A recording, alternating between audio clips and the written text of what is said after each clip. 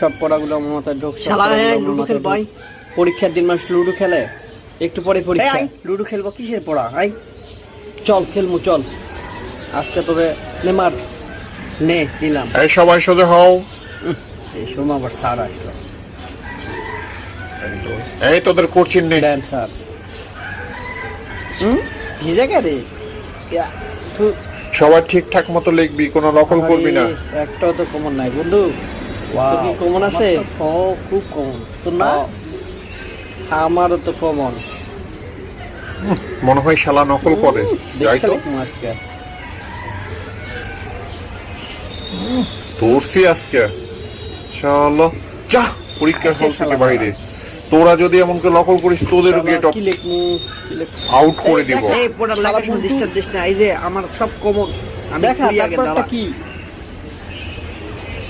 শোনা